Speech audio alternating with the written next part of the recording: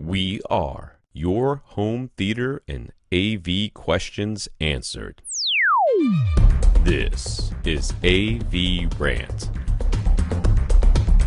Want your home theater or AV question answered by Tom and Rob? Send it to question@avrant.com. Welcome to another edition of AVRant. I'm Tom Andry, and I'm here with Rob H. This is AVRant. It's your home theater and AV questions answered. We're recording on a Tuesday this week, and not sure why. What happened, Tom? Why are we delayed a day this week? The last Monday of every month is members only night at the climbing gym, and I like to go. And then there was also a parent meeting that I was supposed to attend that I didn't know was happening, but I discovered when I got there. So apparently I canceled because of this very important parent meeting that I didn't really attend. There you go. Thrilling stuff. You know, nothing ruins the flow of your life like having children. It's just the worst. It's so bad that I have here I am thinking to myself, I've got all these things to do, and then and all this time to do it in, and then the children arrive, and there's no time. Like, oh, is soccer practice tonight? That's no big deal. Soccer practice just at the field down the street. It's like a 10-minute drive. Like, no, the field's all tore up because it's been raining like every single stupid day forever here in Florida. So they're going to have it at the gym. I'm like, oh, the gym? That's even closer to the house? Oh, no. Why would we have it there? We're going to have it at the gym in South St. Pete, which is, a 25-minute drive away, and it's only an hour of practice. So if you decide to come home in between, you could stay about 10 and a half minutes at home and then just skip right back in the car. Or you can just drive around South St. Pete trying not to get shot. It's not quite that bad. I think South St. Pete is quite nice. I've done a lot of work down there. So there was the video game tournament thingy, though. That was in Jacksonville. Yes, and that was at the landing, and apparently, I've been to the landing like twice. I lived there for 5 years. I think I went to the landing twice, and once was on accident. Like they had like a monorail thing, and I got off. I was like, where am I? Oh, I'm in the wrong place. I'm gonna get back on the monorail. Anyway, so that was very tragic, and it's very sad that somebody can be that sort of a loser that they're gonna do that, but it's really quite an amazing far too frequent these days. Goes without saying, and obviously our condolences to everybody. That was a weird transition to get in there, but it is, well, for anyone who's listening way in the future, I guess this marks what time this was taking place. So Well, yeah, I guess. All right, this is AVRant, the podcast that answers your home theater and AV questions. Get your questions answered. All you have to do is ask by emailing us at question@avrant.com. Go to www.avrant.com and maybe leave us a comment if you can figure out how. If you can't, then let me know, and I will probably not fix it. But Facebook.com/AVRant podcast, which is probably the best way to get in touch with us, other than email. Email will definitely get to us. Facebook will most likely get to us. You can go to youtube.com/AVRant and post there, where we will promptly ignore you. You can contact Rob directly at rob@avrant.com. His Twitter is @FirstReflect. I'm Tom at avrant.com, or my Twitter is @avrant_Tom. I'd like to thank our listeners of the week. To become a listener of the week, all you have to do is support the podcast in some way. One of the ways you can do that is going to www.avrant.com and clicking on the Buy Us a Cup of Coffee link. There you'll be directed to a PayPal donation site, and PayPal will take your credit card information, or better yet, if you have a PayPal account, you can just transfer it directly from there, and that goes into our coffers to help pay for our hosting fees and other such things. So we want to thank Mark, who was our listener of the week from PayPal. Thank you, Mark. Yeah, Mark, thank you very much for the donation. We appreciate that.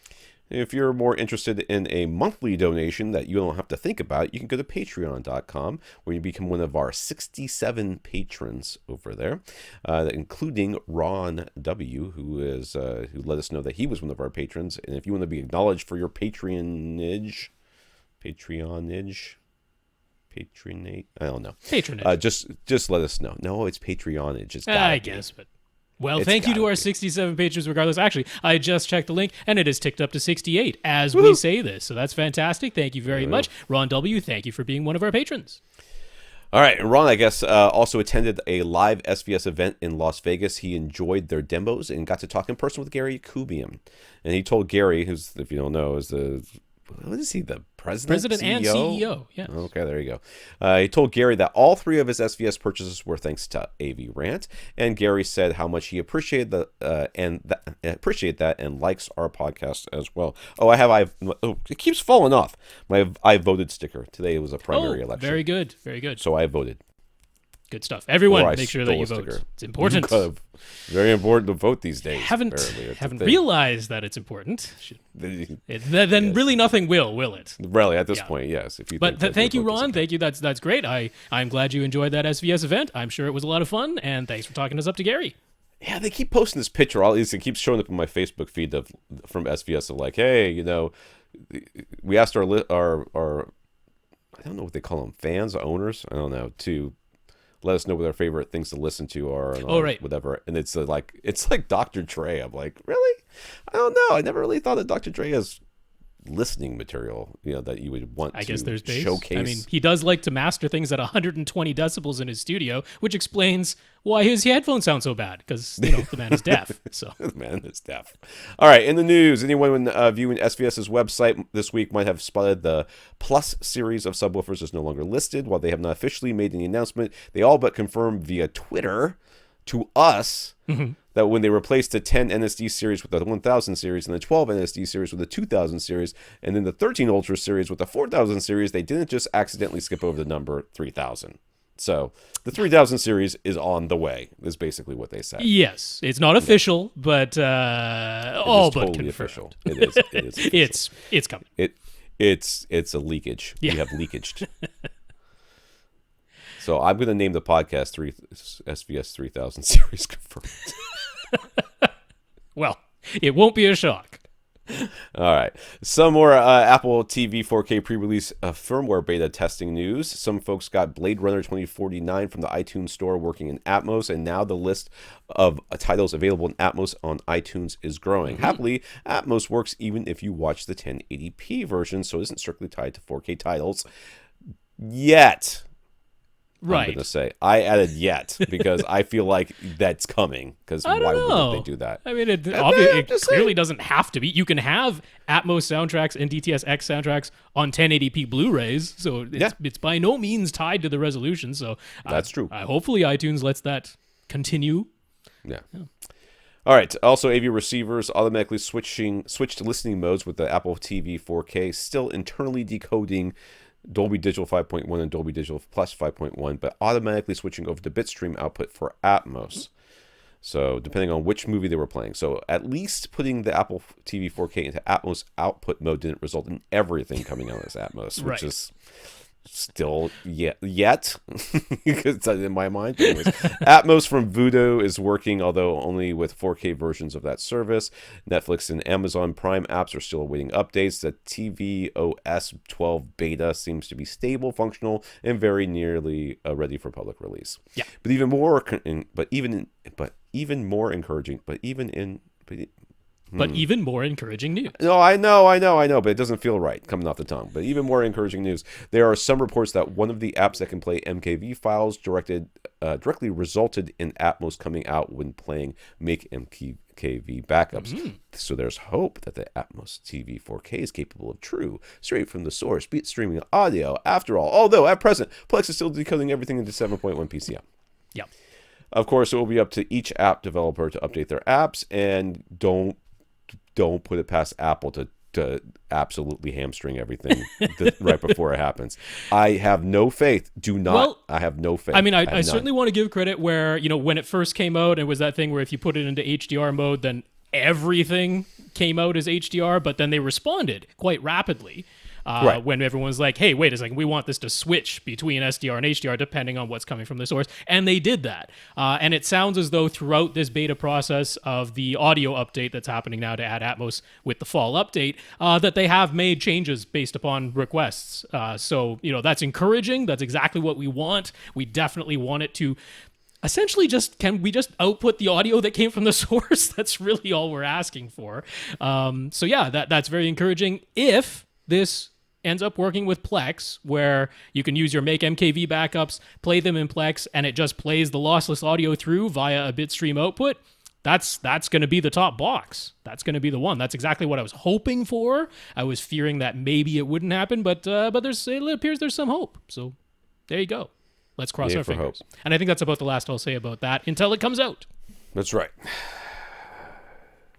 Yeah, so I have an Ecobee, right? Which is a thermostat, one of those smart thermostats. And I told you did I tell you last week that the Lizard, we talked about that in the Crispy podcast? Fried Lizard was out in the air conditioner. Okay. Yep. Well, apparently the outside Crispy Fried Lizard also fried the Ecobee inside. So I had to buy a new one. So the new one has the She Who Shall Not Be Named. Yes, right. From Amazon. Yeah. The female voice that you can talk to. Yes. Anyways, in it. So you can go up now. I can go up and say, hey, what's your name? What temperature is it in whatever sensor room that I'm asking you about? It 100% does not work. It says that sensor's not connected. I'm like, what are you talking about? I'm literally talking to the sensor that I am asking about. How is it that it's not connected?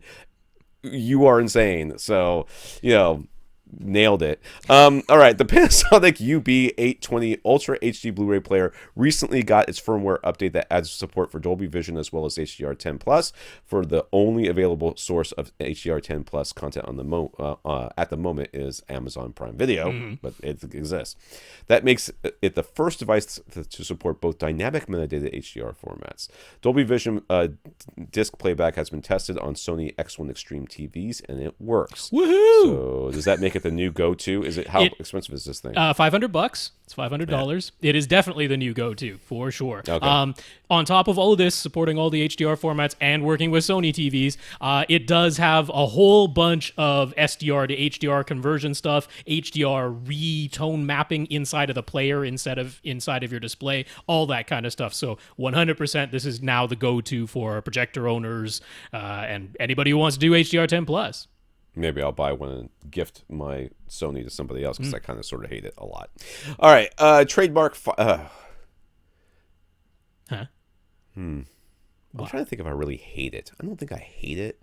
It's really good with the Ultra HD Blu-rays, except that the tone mapping's a little weird. But all right, a trademark filing by Samsung let it slip that they're preparing a Q900R series of 8K televisions, which are expected to be announced at IFA.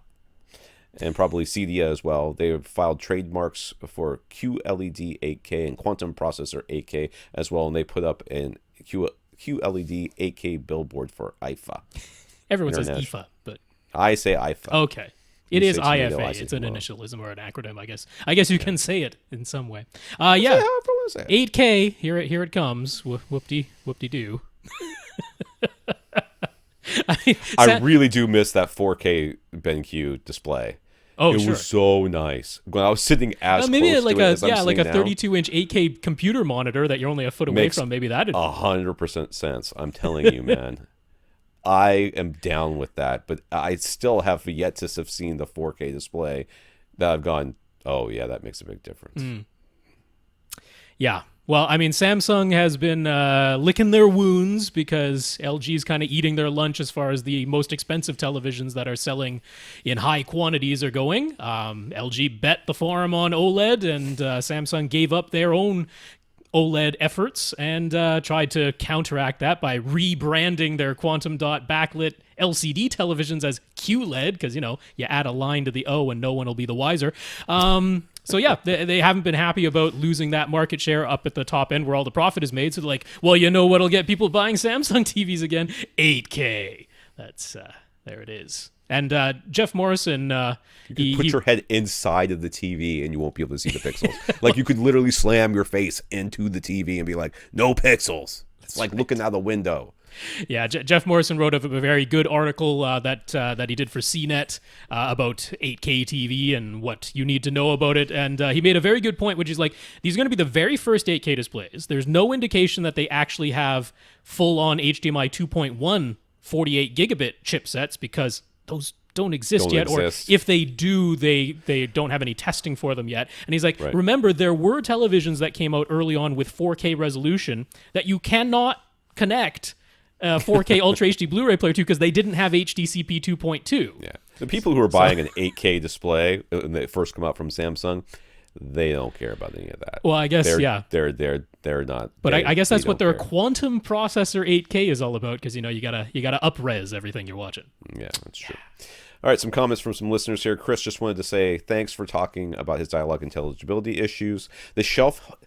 Oh, this is the guy whose TV was in front of his center channel. That's right. Yeah. All right. The shelf holding his center channel speaker used to be above his 42-inch TV, but then he upgraded to 55 inches, so that's why the speaker is now a little bit below the top edge of his TV. Mm-hmm. He tried putting a pillow behind his head, which should help a little bit, but not as much as he was hoping, so he has decided to build a new TV stand. He wanted something a little larger anyways, so now he will include a place to put the center speaker just below his TV, which will get the center a lot closer to seated ear level, and hopefully provide the improvements he's looking for. I still think you need to put something behind your head, dude. And you definitely still need to, wherever your center speaker ends up, tilt it. Make sure it's tilted so that it's aiming right at your face. So Jason tried our suggestions regarding his HDMI woes, where he was getting frequent audio dropouts whenever he used his Roku and occasional audio dropouts using his Oppo 203. They seem to be okay when plugged directly into his Vizio, so he called up Marantz support and they've had him send his SR7011 receiver in for servicing under warranty, so fingers crossed that it solves the issue. Dude, now, did this guy get this refurbed?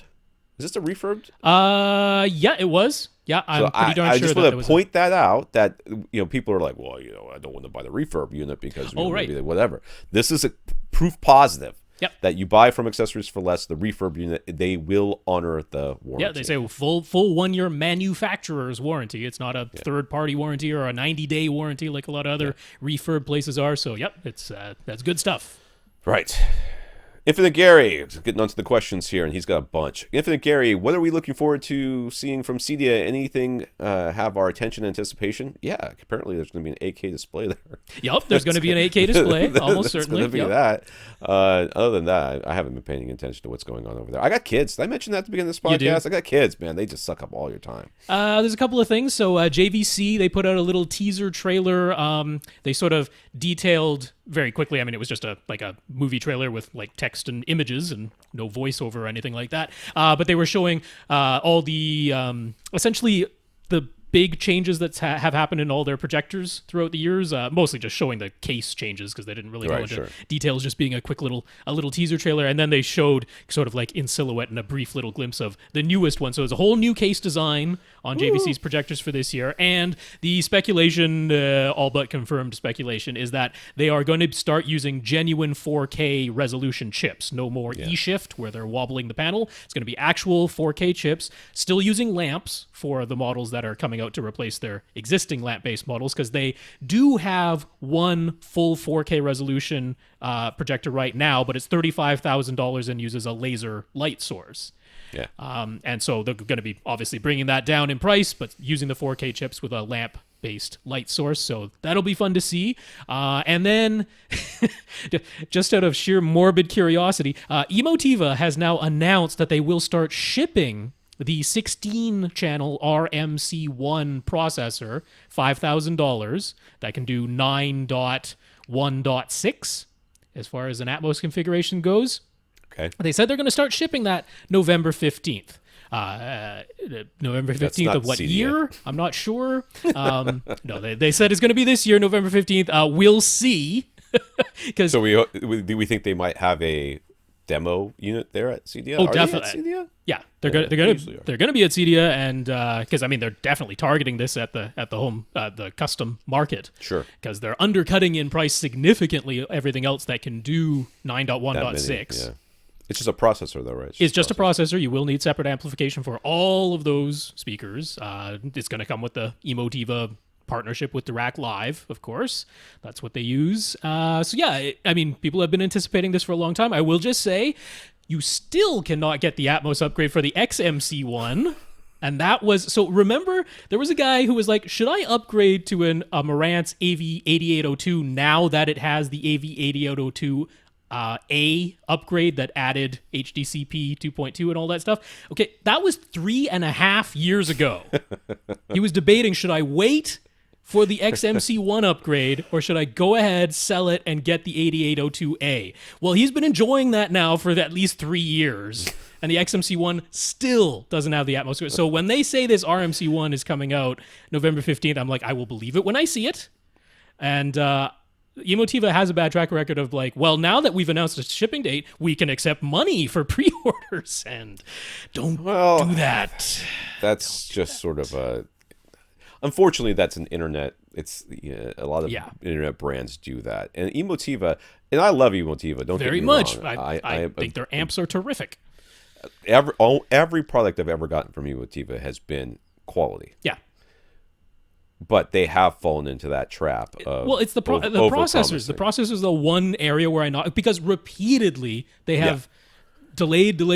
I mean, the processor is so... Now, they did buy Sherborne a million years ago. Yep. So I thought that when they did that, we were going to start to see a little bit quicker turnaround. But it takes a lot of money, a lot of engineers, and a lot of time to really do a processor. And there are a lot of hurdles and a lot of things that get thrown at you that you aren't expecting. I'm not blaming them on that. I hate the practice of putting the news out there that something is coming, and then it takes 3.5 years to arrive. No, I agree with you. I agree with you. All right, Gary's got his projector, and he still has a Kuro Plasma, and now he's got 2 OLED TVs, and they've all been professionally calibrated. And yet, if he watches the exact same content on each of them, the colors do not look identical. So how can he determine which of the displays is most accurate? How can they all be considered calibrated and accurate if they don't look identical in terms of colors? Are they all in the same room right next to each other? No, they are not. They are all in different rooms. If they are in different rooms, Gary, then there's other things going on, like the lighting in the room, particularly the placement, how dark or light it is in there, what other colors are in that room that are reflecting around. And you have to walk from room to room. So when that he has done the thing of taking one display into another room and putting them side by side and then saying, hey, they're side by side now in the same room, and the colors don't look identical, but they were each calibrated in their separate rooms. Right, that's true. And, that's to be considered as well. And they are, each display has different capabilities, and what you're going for is the target, which is the perfect calibration. Well, how close you get depends on the display's capabilities, your calibrator's capabilities, and perhaps limitations of whatever measurements devices they're using. Yeah, like in the case of his Sony OLED, it doesn't have a color management system. So even though, thankfully, the colors are quite close out of the box, you can't tune it in completely perfectly on that particular display. It just doesn't have the controls to do so. Yeah. So, I mean, there's a lot of stuff to consider here, Gary. But,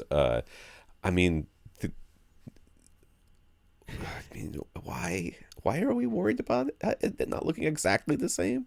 There's the argument of, there are objectively correct color targets, and if that's what we're aiming for the calibration, then why would they come out looking even slightly different? It's the effect of how much light is hitting your eye. That is very important. Our human perception of colors at different luminance levels varies quite a bit, more than we would expect, a lot more. Our brain does a tremendous amount of filtering when we're looking at things that we aren't aware of. So you put two things side by side that were calibrated in different lighting conditions, and it can look significantly different if one display is not even a whole lot brighter, just somewhat brighter than the display next to it. Technically, the colors actually could be identical. Our eye will not perceive them as such. Right. There can be quite a lot going on there. So unit-to-unit variation, not being able to actually get everything to exactly the same colors because these are consumer displays, and then how much light each display is outputting and how much light is in the room and the color of your walls, which also biases your eye. So lots going on there that would explain why they don't look identical. I mean, you can kind of see this too, Gary, on your phone. Like, take your phone and just put an image up there of anything, and then take the brightness and then change the brightness. And it'll look how much different the colors look in relation to each other as you lower that brightness. It's, in theory, you're just changing the amount of backlight that's coming out. but your eye perceives the color differences to be significant. Yeah. You know, Well, I mean, there's all those optical illusions where there's like, Yeah. here's 8 boxes that are identical boxes, but depending on what color we put right next to them, your eye goes, no, those are 8 totally different colors. Or where you have the grid pattern, and when you're looking at one spot, it looks green over in another spot, but when you look at that spot, you realize it's still just gray, and it's green out of the corner of your eye someplace else. There's a lot of stuff going on here, Gary, so maybe you get your eyes calibrated. A calibrated studio monitor would be considered the reference, right? So hypothetically, could he put a calibrated studio monitor next to each of his displays to compare them and see which one is getting closest to the actual standard? And again, it's about your room and your eyes and the brightness and everything else. So I think you're going to end up having, the same sort of issues. I mean, the calibrated studio monitor was calibrated in the studio. Yeah, it's important to know that in the studio targets, the light level in the room is part of that specification. Right. The display is not separate from the room in which you're using it. That is part of it as well as all the walls being a very neutral gray. So, it's important to know it is a system, that it's more than just a display. Now, this is exactly what they did, HDTV test, when they did their shootout to determine, which display got closest to the standard, and like the Panasonic OLED got closest, but it wasn't voted the most well-liked in like any category. It was like, this is the one that side by side with a Sony OLED professional studio monitor that costs $30,000 and is only 30 inches in size, like, it got the closest to that, but we like the LG OLED a bit better for the way it handled HDR-10. We like the Samsung better for the way that it handled video gaming. So there's lots of variables going on here. All right, for a Sony OLED, his calibrator said he targeted 120 nits for peak white with SDR content. This is because Gary uses that TV for daytime viewing, but the room is not super bright. He's got window shades, nor is it super dark. Gary has seen reviews that talk about being able to have a much higher peak white nit level for SDR content, with most of them implying that more nits is a desirable thing. But Gary already thinks his Sony LED looks too bright. So why would he want a sustained 400 or 500 nits with a full white screen? And why would it be considered a knock against a TV to only be able to sustain 150 or 200 nits, even when those numbers are higher than what his calibrator was aiming for? Yeah, because not every TV is being used the way that you use it. There's that. I mean, honestly, I'm mostly in agreement with Gary. Ratings in particular, ratings, they're always saying like, this display can only do 300 nits full field white in SDR. I'm like, why is that worded as a negative thing? Like, that's way too bright. Right. So there seems to, I mean, it's weird. You go a lot of, like, especially on YouTube and that, they're like, this display can't do 1,000 nits full screen white. I'm like, yeah, it's not supposed to. That's not what HDR is. Yeah. HDR is supposed to be a teeny tiny little speck that can hit 1,000 nits, not the entire screen. But people get upset when the whole screen can't do it. I don't know what people want. I have no idea. I literally saw one guy on a forum who was like, I got a new display and it doesn't even make me squint like my old display did, so I'm returning it. I'm like, what? Why would you want that? I don't know. I don't know what people are after, Gary. It's weird. All right. So we've mentioned a few times now with other folks who are trying to plan out their theaters to decide on screen sizes and such, that depending on the width of the room and the screen size chosen, it might be necessary to position the front, left, and right speakers very close to the side walls. We've sometimes recommended opting for a smaller screen to allow for more room. Mm-hmm. In Gary's theater, he and his designer tried to optimize the front, left, right speaker placement for his 2-channel audio prior to figure out all the other variables, and he wound up with them being 16 inches away from the side walls. So does placing the speakers closer to the side walls degrade the audio quality? Is there some minimum distance that needs to be maintained, some ideal to aim for? It really depends on the speaker, Gary. It does. Some speakers are a lot more tolerant of being placed near walls. Mm-hmm. You can usually correct for it with just some room treatments right there at that right next to the speaker. That's what I've done with mine. Mm-hmm. You also correct for it with toe-in quite a bit. But 16 inches away from a wall is certainly enough room for almost any speaker. Yeah. I can't think of a speaker that would be like, oh, that's too close. I mean, maybe something ridiculous like the big RBHs that look like guitars. Yeah. 60,000. I don't think you can get those things 16 inches. The base I think the base itself is wider than that. Much away from the wall, yeah. I mean, usually I would say like a foot is like the minimum. Like I would like to have at least a foot. That would be my minimum. Is there some target? No, I don't think so. I don't think there's any. Yeah, I mean, I guess you could say there's kind of a rule of thumb, like you say. Well, there's a golden triangle and all that. Yeah, and usually kind of go like, if you got like 2 feet at least from each wall, then you're almost certain to not have any boundary reinforcement problems. Right, and it isn't. I mean, the word problem is a bad connotation. It's just something that will have to be compensated for, more than likely, either by having some absorption on the wall that is closest to the speaker, or by just applying some EQ. That can also largely take care of it. I mean, having the speaker very close to the wall, the main thing that you're worried about is that it's going to have boundary reinforcement, which mostly affects the sort of lower mid-range, the upper mid-bass, that region above the crossover to your subwoofer, and that's all getting amplified just by virtue of the speakers being very close to boundaries and those frequencies still being long enough wavelengths that they kind of wrap around the speaker and then bounce off the walls and wrap back around and come out to you. So you get an amplification effect. You just need to counteract that with something so that you still get linear response at your seat. That's really the only major concern. So, yeah. Most of the time, Gary, we talk about stuff like that, we are dealing within the confines of the room itself. I am not, like, you took it from a very different perspective, which is I want to have, the perfect ratio or whatever from where I'm seated for my speakers, and then I'll put a screen in between them. Which is also a fine way to come at it. I mean, it's perfectly fine. Other people have different priorities, and they're like, I want this size screen. Where can I put my speakers? I will say, though, if you're going for a situation where the screen is so large and the speakers still need to be to either side, that you're not even going to have room for any panel next to it, like you're just shoving that speaker right up against the wall, that is less than ideal. You might as well get all on-wall speakers at that point. And, you know what I mean, and point them in or angle them or whatever you would have to do to get them in the right orientation, like the focal birds or anything that can be wall mounted like that. All right, Gary's got some albums on vinyl that don't seem to be available at all on CD, so he's decided he'd like to get a not too expensive turntable with the idea is to connect it to his self-powered speakers. He figured that he'd get a turntable with a built-in phono preamp, that way he can just plug the red and white RCA plugs directly into his self-powered speakers with no other phono equipment necessary. But his speakers don't have a ground screw, and any previous turntables he's ever used have always had a ground wire. He's going to need some way to ground his new turntable. I don't think so.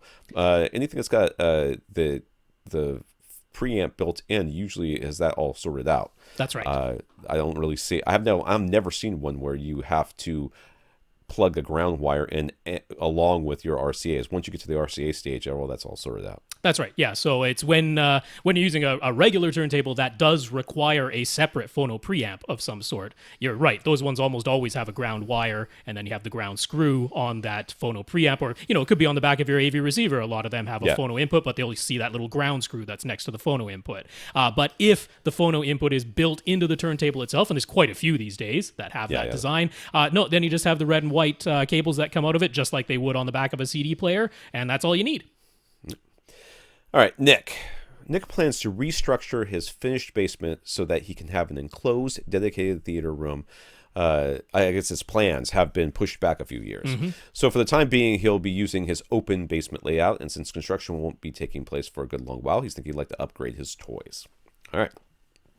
He does know what he's going to get. Dude, I've seen this room, right? We've seen this room like a whole bunch. We've seen this before. We've talked about what construction. We were a little bit worried about, like, getting your air exchange in there and that for... I guess he's got that all sorted out. Air ventilation. Well, but the plans have been postponed. So all right. No room construction. The theater area is a corner of his basement, roughly 18.5 feet wide by 16 feet long.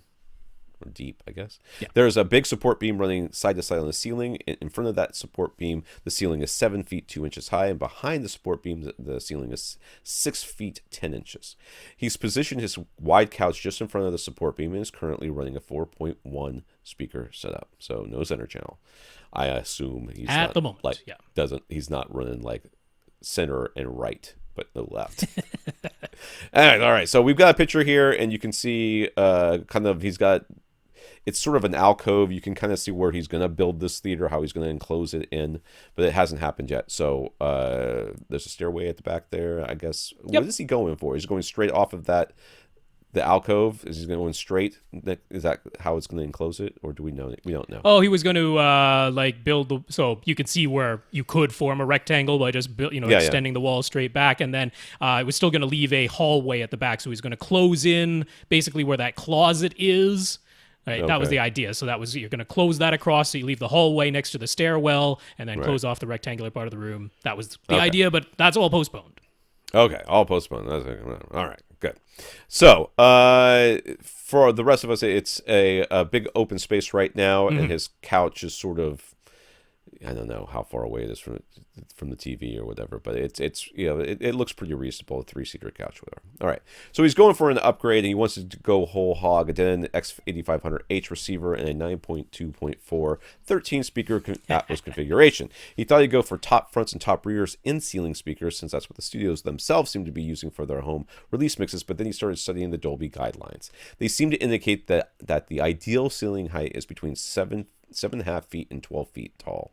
So with his maximum ceiling height being 7 feet 2 inches, is it even worth doing Atmos at all? Yes. Yeah. I mean, based on last podcast, no. But if you're going to do it anyways, then yes. Okay. If you're going to do it, you're still fine. Yes. Yeah. All it does is change the angles, basically. I mean, the angle is the same. It just moves it a little bit in for you, and it's not even that much. So he's thinking that with the 6 foot 10-inch ceiling height behind him and his surround back speakers already elevated a bit, just to give them a clear line of sight to his listeners, the top rear speakers might not sound very distinct from surround back. So should he go for top middles plus top fronts? What configuration do we think would be best? He just wants to make the most immersive Atmos setup he can get. So what would we opt for in his situation? He does make a good point where he's got his surround speakers there and surround backs. Surround backs are quite close. So yeah, if you did top middles, you would have to call the ones in front heights, even with the X8500H. So in the X8500H, if you have 6 overheads, you can call them top fronts, top middles, and top rears. But if you have only quote unquote 4 overheads and you choose top middles as one of them, then the other one does have to be a front height. You do, but that's not an issue. I mean, you just put them 4 feet in front of you, 4.5, 5 feet, call them front heights. But the top middles more or less directly overhead, maybe slightly behind you. I think that's a pretty good plan, because if you do that, then you can still use the taller part of the ceiling. You can have it all in front of the support beam. You'll have the more noticeable top middles that are essentially directly over your seating, and then you have your front heights in front of you. I think I would go for that. That seems to make sense to me as well. I'm not in love with having the surround backs in the top rears or whatever. Yeah, very close together. Yeah. That's if you're going to put them overhead, and I think that's fine if you have lots of room behind you. But if there's not lots of room behind you, which there's not going to be towards the end of this thing when you actually build the room, then I would go top middles. So he says there's a drop tile ceiling. So he has some options as far as installation of overhead speakers goes. Should he stick with his plan for in-ceiling speakers, or is there a different type of speaker we think would work better for him? I think in-ceiling speakers will be just fine. Yeah, and you want to have as much height as you can when it is only 7 feet 2 inches. And since it is drop tiles ceilings, if you do need to move them around, it's moving tiles around instead of having to actually re-drill entire new holes in a drywall ceiling. So yeah, I'd stick with the in-ceilings that you were going to go. That's true. I mean, if he did the top middles, I mean, he could theoretically. Yeah, you could actually just move them. You could move the tiles with the hole in it. Move the tiles around and try it in both locations and see what you thought. Yeah. So for the projector, he's thinking he'll get a JVC X790, but reading various reviews has led to some confusion. Some have mentioned that it has an optional color filter that allows it to reach pretty much the full DCI P3 color gamut. But putting that filter in place means dimming the image. So if you want the brightest HDR highlights, you have to not use the filter. Nick wants it all. He wants bright HDR. Well, then wait for CEDIA. He wants bright HDR highlights and full DCI P3 color. Some reviews have indicated that even without the color filter in place, the 790 still delivers white color, but other reviews have said that without the filter, the color is much closer to Rec.709 than DCI P3. So what's the situation? Bottom line, if he gets the JVC, how does he get the best HDR experience? You're going to wait for CEDIA. Well, I don't know. I mean, we don't know what these 4K ones are, like genuine 4K resolution ones, are going to do. So, some people are anticipating, because the 4K chips that JVC had from this past year didn't have as high native contrast within the panel itself. as Right. as the 1080p panels that they're wobbling right now. Those actually have higher native contrast, and it's the Right. native contrast that matters more with the HDR, in my opinion, because you're never going to have 1,000 nit peaks from a projector. That's not even the goal.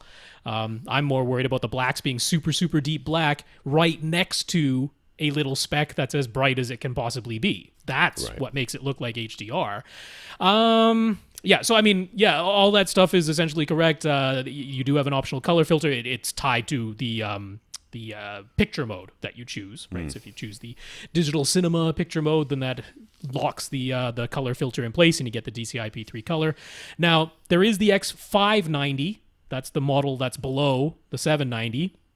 That one does not have the filter, and yet, on its own natively, it reaches, I think it's like 89-90% of DCI-P3, something like that. And the X790 is certainly the same. So you can't get 100% DCI-P3 without the filter, but you're still getting well more than Rec.709. It's just, like just shy of, I guess, the Ultra HD Premium I have a target. real hard time with people buying stuff right when we're on the cusp of getting suppose. everything they want. We see But this happen we a don't lot. know that the new ones are going to be any better on any front other than having a genuine 4K chip.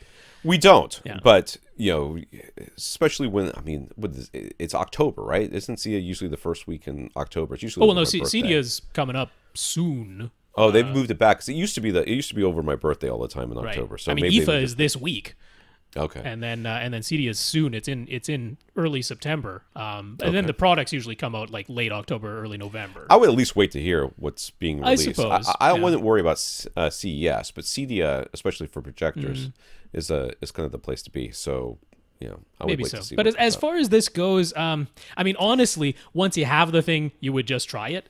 Because Yeah. it is a personal preference thing as well, because there's plenty of people you'll find on the forums who are like, you know what? I don't even want it to go into its own HDR mode. I want my Blu-ray player to do all the... I want to convert it down to SDR, but then keep the wide color, and I don't want the projector to even go into its HDR mode. That's what some people prefer, but not everybody. Some people are like, no, I like it when it goes into its HDR mode. I like the way it looks when it does that, and it's going to depend on your room and screen size and personal preference. So honestly, this is a thing you would try, but just natively without the filter in place, yeah, you're still getting wide color for sure. And like I say, it's like 89-90% of DCI-P3. So Sounds like enough, man. That's like an A B plus. I know, right? It's pretty good. Joseph asks, does the NVIDIA Shield support Dolby Vision from Netflix or any other streaming service? No. I didn't There is think no Dolby so. Vision whatsoever on the NVIDIA Shield. What is the only thing is it still the only thing that supports it is the Sony? Is that right? From Voodoo or whatever it is? Or Which part? Dolby Vision?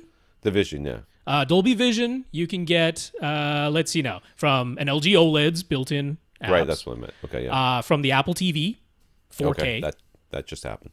Yeah, Apple TV 4K will do it. What else will do Dolby Vision from Netflix? Can a Chromecast Ultra do it? I think a Chromecast Ultra can do it. Oh, I did not know that one. I'm All right. pretty sure a Chromecast Ultra can do it, yeah. So other than the lack of Dolby Vision support, how is the NVIDIA Shield as a video streaming box? Will we consider it to be a top choice, or is there a different streaming box that we recommend more highly? I mean, Rob owns one, so he's going to I own definitely... an NVIDIA Shield, yeah. But I think right now we're leaning towards the Apple TV 4K. Yeah. As it's more full featured at least at the present time. Now, Yeah. if you're listening to this podcast a month from now, Things could change. We don't things know. can change very significantly, and I expect them to. I expect the NVIDIA Shield to be a top streaming box. Overall, I feel like if I was going to spend money on a streaming box and I had any interest at all of ribbing my movies to a server someplace, I would 100% be buying an NVIDIA Shield. Yeah, I mean, to me, the reason I got an NVIDIA Shield is almost exclusively for Plex. Right. Because as far as Plex goes, it's the best Plex box. So that's where it really, really shines. For all the other streaming services, there's pretty much a better option for all of the streaming service. The NVIDIA Shield isn't really the top choice for any of them. It doesn't do Dolby Vision whatsoever. So if you wanted that from any of the services that do Dolby Vision, can't do it on that. Doesn't do Atmos from Netflix. even though the hardware is entirely capable of doing so. Android TV is the system, so it handles YouTube well, but they don't get along very nicely with Amazon, so we don't get the best Amazon Prime streaming. Like, it's not really the top choice for any of them. So I agree with what Tom said. I think if you want streaming services, the one to get is the Apple TV 4K. Not only does it do... So if you're using the beta firmware, you're getting Atmos now from Voodoo. Right. It's been confirmed now, it will work with Netflix when that comes out. So Netflix will be updating that. You will get Atmos and Dolby Vision from Netflix. So it'll be the first streaming box to do that, unless the Xbox One beats them to the punch and brings out its Dolby Vision update, since it can already do Atmos from Netflix, but can't do Dolby Vision just yet until their update comes. So I guess they'll race, Microsoft and Apple. But yeah, the only one where the Apple TV 4K falls down is YouTube, because the Apple TV 4K does not do VP9, so you cannot get 4K from YouTube on the Apple TV 4K, because they use the VP9 codec for that. And of course, Google and Apple fight each other, so you can't get it all from anybody. Also, the Amazon Prime experience on Apple TV 4K right now is kind of botched. A lot of stereo audio going on with that. But of course, Amazon and Apple, they like to fight each other too, right? You can't buy an Apple TV 4K on Amazon.com because those two companies don't get along. Right. Yeah. But overall, I would say the Apple TV 4K is your best bet as a streaming box exclusively. And if, as we detailed in the news, they actually get lossless pass-through working with the Plex app, then that'll be the box. That'll be the one to have. All right, Brian. Brian asks, what's our take on the Definitive Technology SuperCube series of subwoofers in general, and the SuperCube 2000 in particular? Decent subs. Nice. Yeah. Nice little subs. They're all about having very small form factor. They did the things you need to do, which is so they're huge having amps. one active driver and two passive radiators, because you wouldn't want to put a port, because the box being very small, you just can't make the port long enough to have a low tuning frequency. So a couple of passive radiators instead, and then one active driver. That way you aren't completely limited in the output by it being a fully sealed design. You still have the volume of the box can change with the passive radiators moving in and out. And then a big, powerful high wattage amplifier. Those are all the things you need to do. In terms of sound quality overall, the ones I've heard, they got a little bit of overhang, they got a little bit of distortion here and there, but it's about, you have to make some compromise. If you want a small subwoofer that can still play low and loud, right? You got to give up something. Well, you got the SuperCube 2000, you look at their ratings, they rate it, down to 20 hertz, but they don't tell you at what, minus 25 dB. So, you got to keep that in mind as well. So when you're looking at with these things and they're not telling you the minus 3 dB point, or they're giving you some sort of in-room frequency response. It's like, the room was just barely larger than the actual box. Then you kind of have to take their ratings with a grain of salt. That being said, if you need a small footprint and you say I bought a SuperCube 2000, I would be like, that's a pretty good choice, man. Yeah, that's a very reasonable choice. If the biggest thing you have to deal with it is that it must be very, very small, and let's say cheap. One of the JL audios can't, is out of the budget, because those are still expensive. The JL those are real, quite a bit more expensive. He asked, what about the Aperion Bravus series subwoofers? We never seem to talk about those. Well, I used to own one. Did you? I have one. I don't remember you ever having an Aperion Bravus. Well, when I got the Varus Grand, they don't have that was the only subs they had. So the 12-inch one, it has two passive radiators. Similar it type has of thing. A downward firing driver, and it's got like a remote control. It's got music modes and all this other stuff. It's a decent little sub. It's fine. It's what I really like about it? It's easy to move. Because the passive radiators have grills and there's like a lip, and you can just pick it up by the lip, and it's really easy to move it around. So I always like that about it. It's at my parents' house right now. My parents turn it off all the time. Yep. So, but if you look at the price versus how deep they play, and that it's just one of those things where there are less expensive subs that play deeper and louder. So on a value proposition, it's tough for me to go, oh, that's going to be my top choice. Again, it's going to be if this is the only sub that will physically fit, because again, they were able to keep it a bit smaller by having or if you like the looks, or if you like the looks, you know, something, or you're like, I want to buy, or you just found a great deal on one. Right. All right. Yeah. My wife wants I want the Varus Grand speakers, and she says that if we buy the speakers, we got to buy the matching sub. Sure. I'd be like, yeah, that's a good choice. Yep. It's a fine choice. I mean, it's no SVS, but it's fun. So as we might have guessed, Brian is looking for a subwoofer that's physically smaller to go in the 1,500-foot cubic room. We mostly talk about $500 subs that are physically larger, but if you don't need a ton of output and want smaller and less expensive, what we would recommend? Well, I mean, we already mentioned the JL Audios, and they are more expensive. And yes, that's the issue there. We love their performance, we love their tiny size, but they cost a lot. I mean, their driver is so ridiculously overbuilt. If you take a look at the thing, and the box that driver is in is just barely big. Like when you look at the box, you're like, this box seems pretty large. You're like, let me tell you, the back of this driver almost touches this box. The back of this box. I mean, it is massive. There's not a lot of room in there. So, but the Speedwoofer one. What's the Speedwoofer? Yeah, the RSL Speedwoofer 10S. Yeah, that'd be my go-to for a sub that's smaller, less expensive than $500, and still a good performer. Right.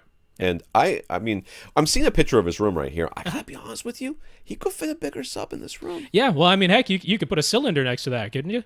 Yeah, you absolutely. So in his room, he's got two speakers on stands with, what are those boxes on top of those speakers? I don't know. Those? It's very odd looking. Anyways, he's got it looks like an aquarium to one side. Yep. And then the other side, he's got this itty-bitty subwoofer sitting right next to his speaker that clearly has room all around it. Yeah. You could put if you're looking for a small footprint, I would definitely be looking at the SVS cylinder subs right now. Absolutely. Because you could easily make it work. Visually, it will definitely look larger than what's there right now, though. Well, yeah. It looks like somebody accidentally forgot an Amazon box on the ground right there, is what it looks like. It's too small. It doesn't look right. That's my official AVRant position, is that your subwoofer is too small, sir. And plus, I don't believe this room is 1,500 square feet. There's that opening does not look like a door. That looks like an opening to another It looks place. like a closet there. Maybe it's a foyer landing. I don't know. I don't know. I'm calling shenanigans. Anyways, yeah. So the RSL would be our recommendation. Yeah. Okay, so when he was buying his speakers, he auditioned several compact speaker models. The guy likes small, including the RSL speakers. He just settled on the Ascend HDM200 SE, an AVRant recommendation, and thought they sounded significantly better. So there we go. So next time somebody asks us about RSL speakers, we'll say that the Ascends are better. He eventually wound up with a 7.1 configuration, but he isn't really sure if he thinks 7.1 is any better than 5.1. Dude, welcome to my world. Welcome. You speak in my language. Especially if this room is as small as you say it is. Yeah. 7.1 makes no sense. But here we go. He's thinking ahead to a potential speaker upgrade. Nothing auditioned yet, and certainly nothing decided. But 5 speakers instead of 7 will let him spend a bit more on each speaker individually, or SVS subwoofer. So he has no intention to install Atmos or front wides. Of course not. You can't put a door there. So how would we recommend allocating a speaker budget? Yeah, I would totally get 5 speakers. Like, not knowing your layout. I don't even know if I would get 5. Like, he's got HDM200 SEs. Those would make fantastic surround speakers. Yeah. You wouldn't even need to replace those. Yeah, so, I'm thinking maybe just front 3. I mean, if you're looking for an upgrade, yeah. Yeah. Look at that. I would all the money you'll have to spend on your now dual SVS cylinder subs. We've saved you that much money, whatever sir. money you were going to allocate to a speaker upgrade, I would put all of it towards 3 front speakers and continue using HDM200 SEs as surrounds, for sure. And then you've got a couple extra HDM if you ever decide to go Atmos. Yes. There you go. He has 7 of them too, doesn't he? I think so. He's got a whole bunch. It certainly sounded so you that could way. sell them. You could sell some of them. Yeah. So you're selling 5 speakers, a full 5.0 speaker package. You could sell, and then buy your front 3 speakers with it, and then spend the rest of the money on your subs.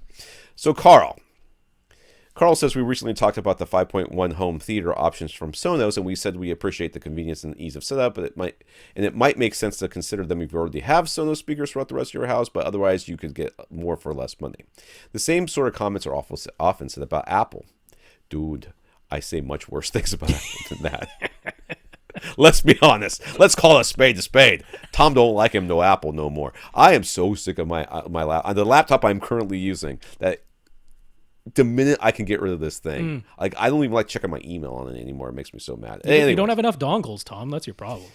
I'm de-dongling. My wife has got an iPhone 8, and I'm like,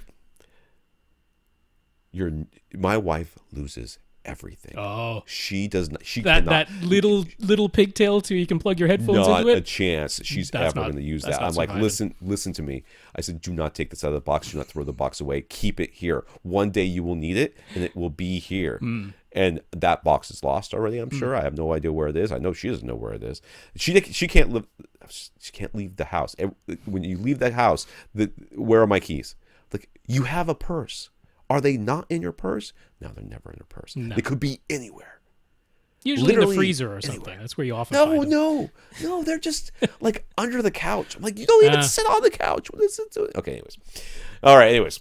So Karl was just musing. Isn't being loyal to a brand and justifying paying a bit more than is strictly necessary something we do for pretty much everything we buy? Household goods, restaurants, cars, clothes. There's almost always a cheaper option that could serve the same function, right? So why be more critical about home audio gear when it seems to be more acceptable that we'll pay a bit extra to get the brands we like for everything else?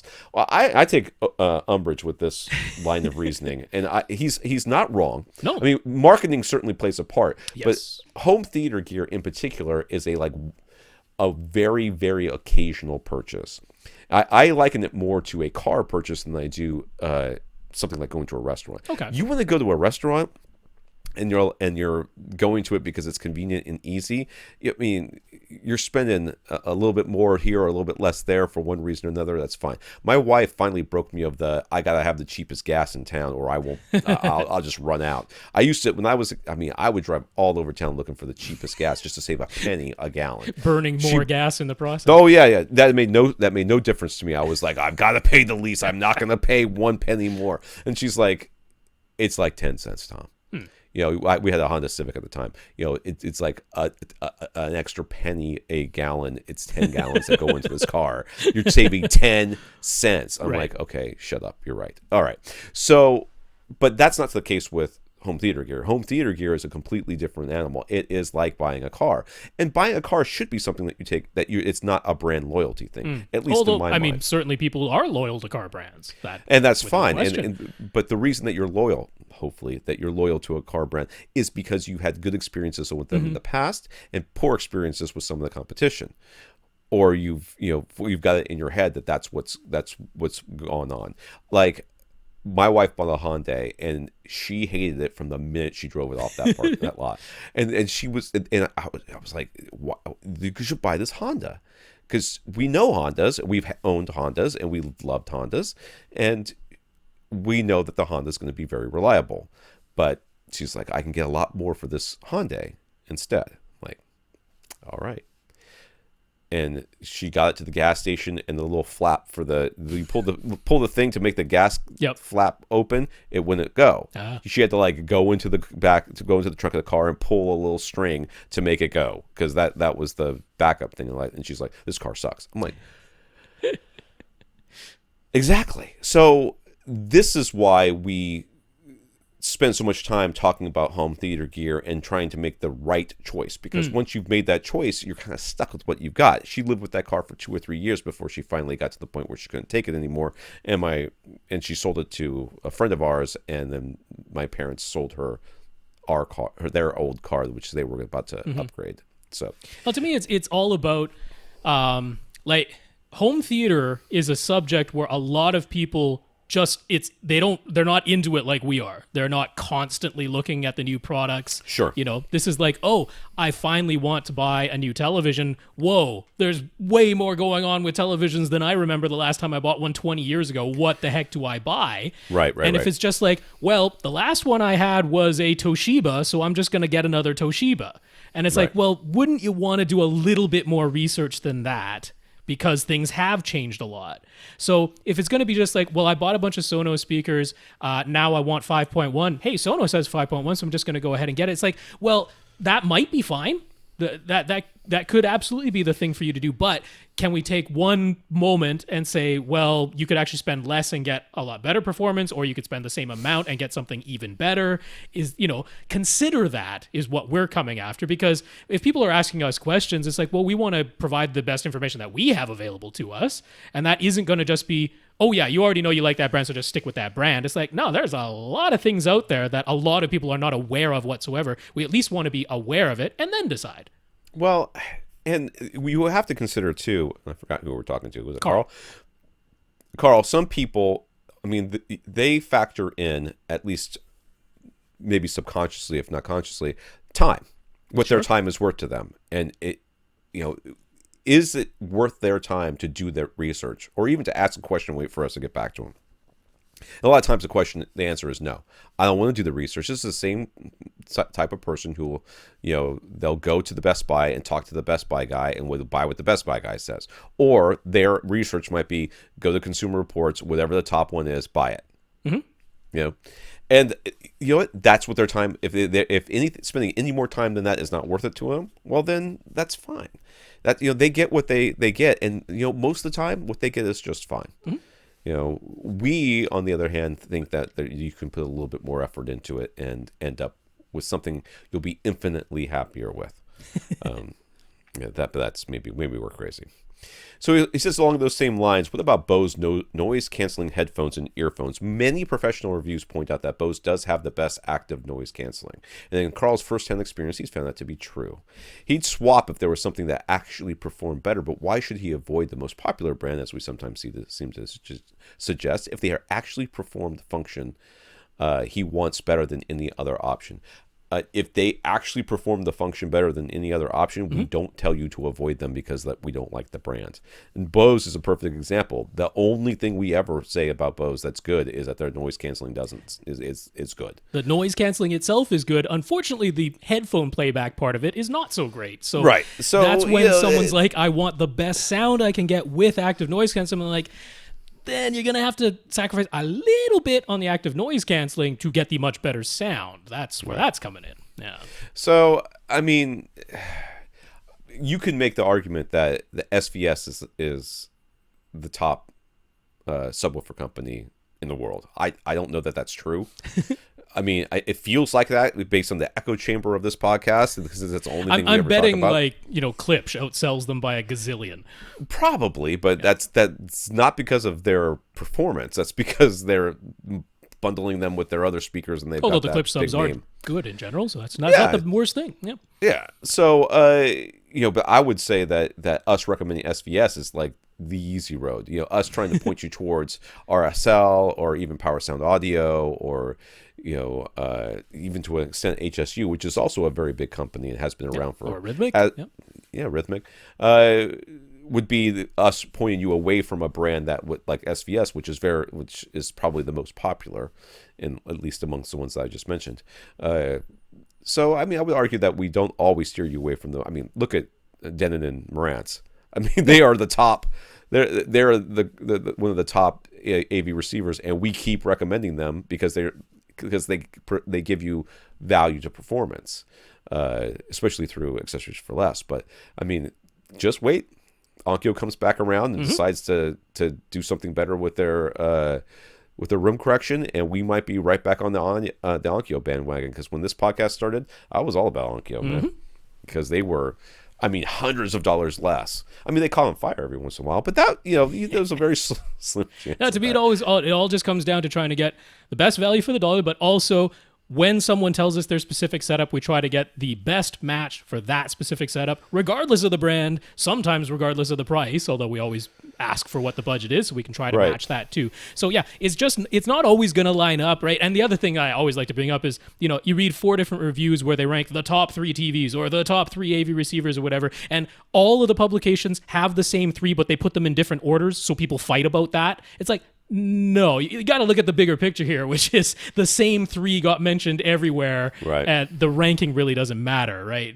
Pick which one out of those 3 has the specific thing you're looking for, and you'll be happy. Right. All right, Josh. Josh has a Sony X930E television. Did I say Sony? I Yes, said Sony, right? I think so. All right. I'm very tired. It's got its Dolby Vision update, and we've talked about how many problems there have been getting Dolby Vision sources to work with Sony's version of Dolby Vision. So, how can he tell which Ultra HD Blu-ray players will work properly with his new TV? And now at the very beginning of this podcast, we talked about how the new Panasonic got an update, and now it works. Yes, that is the UB820. That's sort of the new go-to. The Oppos worked, but you can't really get them anymore. And of course, the Sony X700. That is their one Ultra HD Blu-ray player that works with Dolby Vision. I don't know if the LGs do yet. The LG Blu-ray Ultra HD Blu-ray players. I don't actually know if they work with the Sonys yet. Philips don't, as far as I know. But how would you be able to tell? Honestly, you kind of just got to read about them. There's no like super easy way to know. You kind of have to. You do have to look it up. So, if the Panasonic is too expensive at $500, I guess the Sony X700 is really your only for sure option. Yeah. Right. So what about the Xbox S, Xbox One S, and the Xbox One S X? I'm sorry, forthcoming Dolby Vision support. Is that going to be a good choice as an Ultra HD Blu-ray player?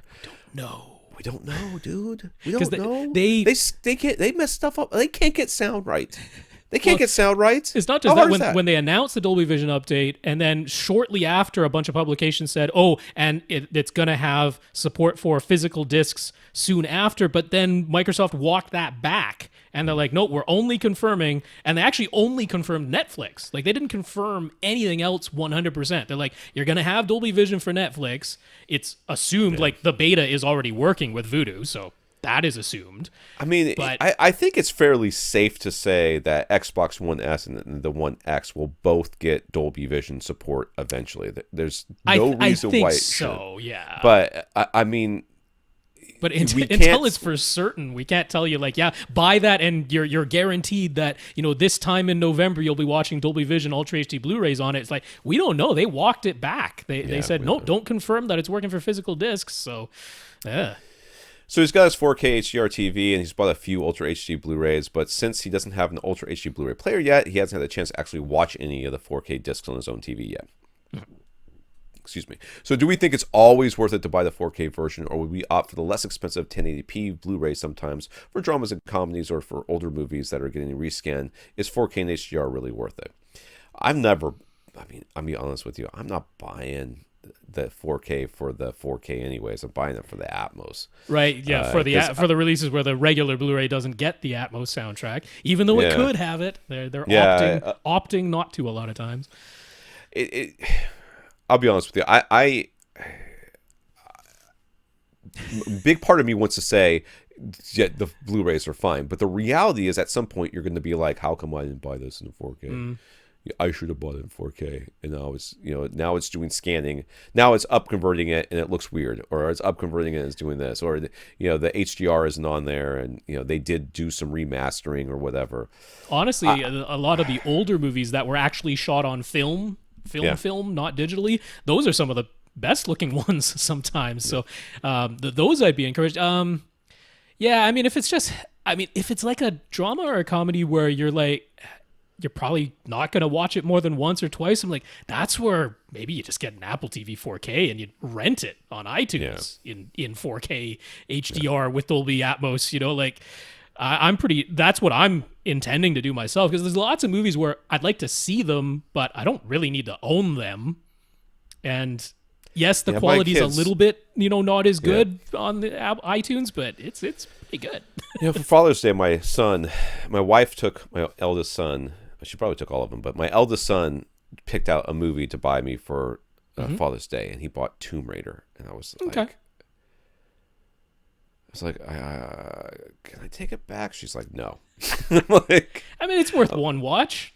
But it was a really bad movie. But she's like he put a lot of thought into it. And he really looked over the movies, and he decided that's the one that you would like. I can see where he's coming from. Sure. Honestly, I thought she did quite a nice job in that movie as the Tomb Raider, Lara Croft. But just the script is just atrocious. It's just so Alicia bad. Vikander is not the problem. No, she was amazing. She's the only reason it's not terrible. That's exactly right. Like, I would love this would be a prime movie for them to make a sequel that kicks ass. You know, they're like, okay, we had something good here, and we ruined it. So let's make another one, but make it good. You know, she was amazing, but the movie itself was just it was a train wreck. All right, Jack. Jack says the database, that's Data BASS, website has a forum thread where they are advocating for using bass EQ that is specific to certain home releases of some movies. They are analyzing the frequency spectrum of movies and noticing that some releases are being mastered with obvious bass roll-offs or filtering. I don't know that I believe that these guys are really knowing what they're seeing. But let's just assume that this is all true, all these words that I am reading. It's not all movies. They are not suggesting that you need to EQ every single movie that is out there, but certain movies appear to have been mastered for the home release in such a way that indicates that maybe the system being used for mastering process, the mastering process had some limitations, leading to the engineers to filter out or roll off deep bass that was likely causing distortion in their playback system. Boy, there's a logical leap I don't think you can actually make. Well, but let's just... I mean, you kind of can. It's remarkable how little quite a few of these mastering people actually know about audio. A lot of them are running all the speakers full range. A lot of them don't even have a subwoofer in the setup. There's quite a bit of interesting, let's call it, stuff that goes on in some of these. So I would like to meet the person who mastered Thor Ragnarok for the Ultra HD Blu-ray, and I would like to slap him across his face for screwing it up, because it is terrible. Exactly.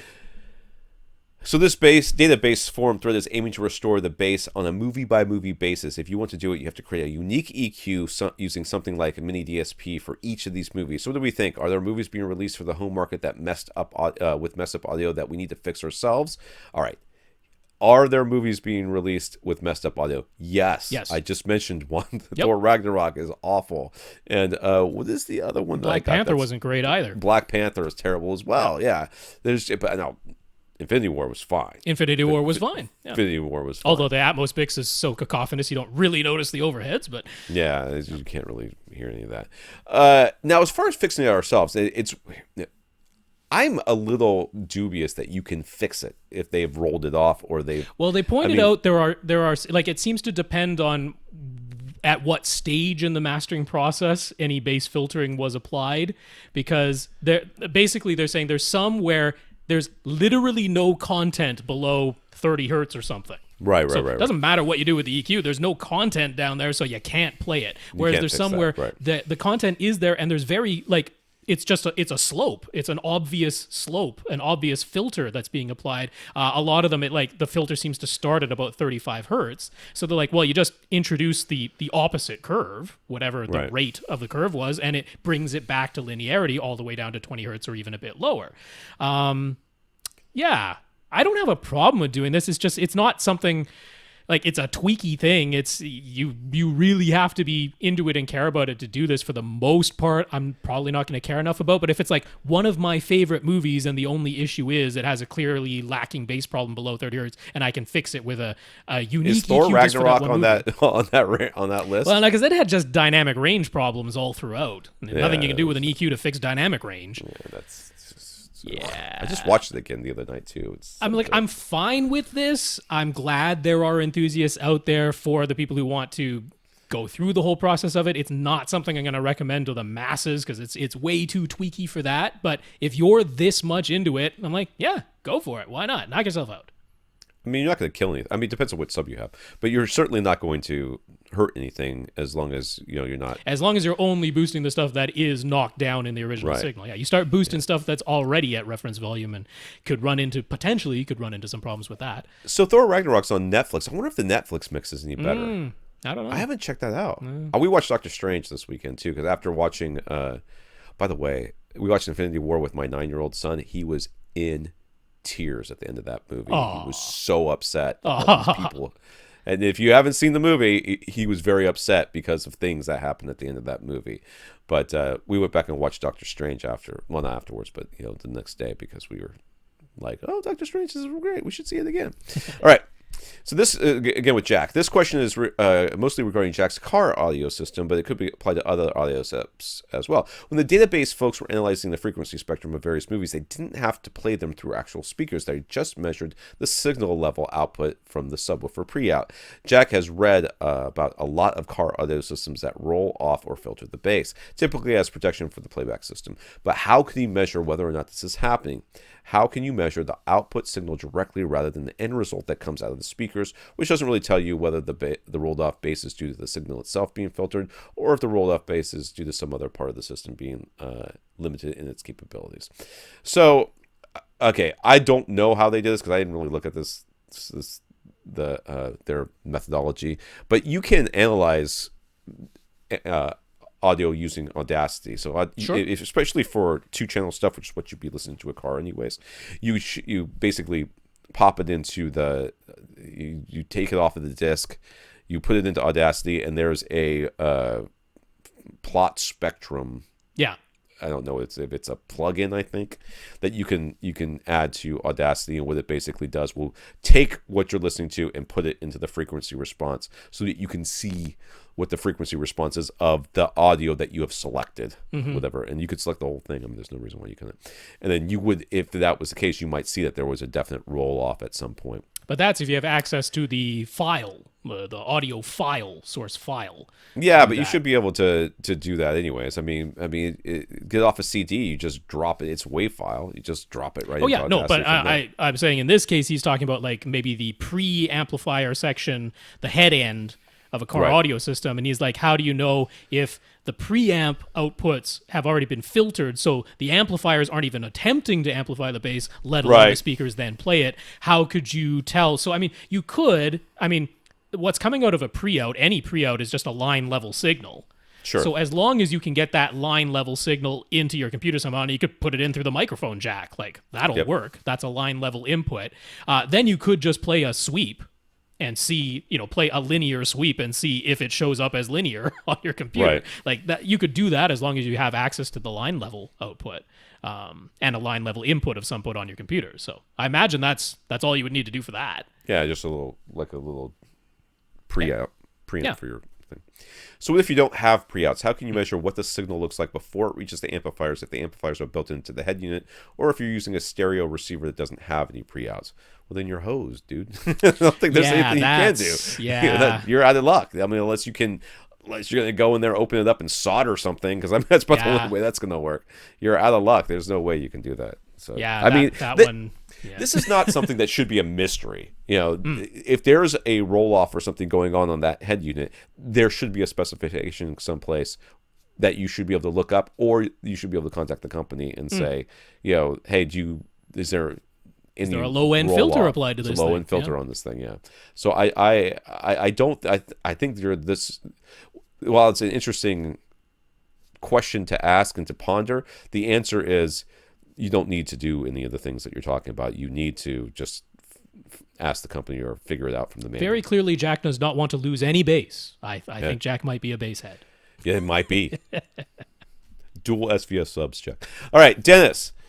Dennis has a NAD receiver with DRAC Live and a Dolby S1.2 subwoofer that only has 3 adjustments on the back: volume knob, crossover, and polarity switch. How should he set each of these knobs on the back of a subwoofer prior to running DRAC?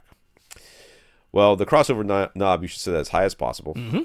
So whatever but when you say high, it's not the highest number. It's the lowest number. Well, I guess it could be the highest number. You can usually the highest number. Just spin it to the right. It's usually the right way to go. Turn it clockwise as far as it'll go clockwise. And sometimes they actually have a little demarcation that just says bypass at the very top, which is exactly what you want. The polarity switch, I would probably leave that at 0. I mean, that's kind of the thing. And the volume knob, kind of depends on your room. So you want it to have the volume knob as close to, so that when the subwoofer, when your head unit, in this case the NAD receiver, is putting out a test tone, it's as close to 75 dB as it's what you could do is, so this is prior to running DRAC, you could, so first of all, set the master volume knob to the 0 dB level, because that is full volume. And actually, that's going to be the next question, reference volume we're going to talk about next. But you want the master volume knob at the 0 dB point, then go in the manual speaker setup, and wherever you set the speaker trim levels, there should be one there for the subwoofer level within the manual speaker setup. Play the test tone out of your sub, and you'll need an SPL meter or an SPL app on your smartphone, and that test tone should read 75 dB when the SPL meter is C-weighted with slow response. At your prime seat. Yeah. listening seat. You can't just hold it next to the subwoofer. And when you're doing all that, so you're not touching the trim level in the receiver, you're not touching the volume knob on the receiver after it's been set to 0. At this point, you're changing the volume knob on the back of the sub until it reads 70. So you might need a helper to change that for you if you don't want to keep getting up and down. Yeah. So what does it mean to watch a movie at reference volume, he asks. Reference to what? How do you get a reference volume? And what happens if you don't? All right, so what happens if you don't listen to a reference volume? Probably you don't have as much of a headache afterwards because the reference volume is very loud. Reference volume is loud, yeah. Your reference volume is a reference. Well, it's a standard by which for movie theaters, we should point out. It was meant for movie theaters. And what that is what is it, like 75? So it's you can start with peak, like the loudest output out of any individual speaker channel is 105 decibels. Right. Or 120 out of the sub. 115. 15, out of the well, not the sub, the low frequency effects channel. The actual 0.1 low frequency effects channel is allowed to be at a maximum volume of 115 decibels. And then the average level of the entire movie as a whole is supposed to be 20 decibels below that. So 85 decibels should be the average output level for the movie as a whole from any given speaker channel. And remember, in a full-size movie theater, you have multiple side surround speakers. It's the channel. It's all of them playing together should reach a peak of 105 dB and an average of 85. So if you notice when we said, what volume should you set your sub at? We said 75, not 85. 85 should, we would think if you were calibrating to reference volume, you would do 85. Well, you know why we don't do 85? 85 is freaking loud. Well, and nobody wants to it's sit also in a room. The test tone is set to, well, in the LFE channel, it's set to negative 40. Yeah. That's where the test tone is set in the LFE channel is negative 40. So it should read 75, right? You add 40 to that and you're at 115. So this is where, when I was saying that your master volume knob should be set to 0 dB, you'll notice that most of the time the numbers are negative numbers. And a lot of people look at that and they're like, why is my volume always read out in negative numbers? Like, isn't that weird? Well, it's because it's telling you how many decibels below reference volume you are listening. 0 dB is supposed to be reference volume. And now for home releases, they often remaster it to be a bit quieter. Because 85 decibels average and 105 decibels peak that's IMAX. Go to the IMAX theater, and most people are like, it's way too loud in IMAX. Well, that's full reference volume in there, and it's one of the few places that still does full reference volume. Most movie theaters are quieter than that. So, you'll notice that when you're watching content, and depending on the source, you'll have completely different volumes. Yeah. When I watch YouTube, it's like negative 20 to 25 to negative 35, depending, when I'm watching Hulu, it's usually around negative 10. When I'm watching Netflix, it's usually around negative 20 to negative 15. But I'm watching a Blu-ray or Ultra HD Blu-ray, it's usually around negative 10 to negative 5. I get much closer to the reference volume on those. Because those are actually usually mastered properly. Right. Yeah. So what happens if you don't play at reference volume? Nothing. Well, no one cares. Some sounds might become inaudible, particularly in the very deep bass, because our human hearing is not linear. So in very deep bass, it literally needs to be, often 65 at a minimum, 75, sometimes 80 or 85 decibels. And at 20 hertz, it needs to be 80 decibels for us to hear it at all. So if something were in the soundtrack, and it's if you're at full reference volume, this sound is going to play at 85 decibels, but you're listening at minus 20 on the master volume dial. So now it's only playing at 65 decibels, which if that happens to be a very low bass note, you might literally not hear it at all.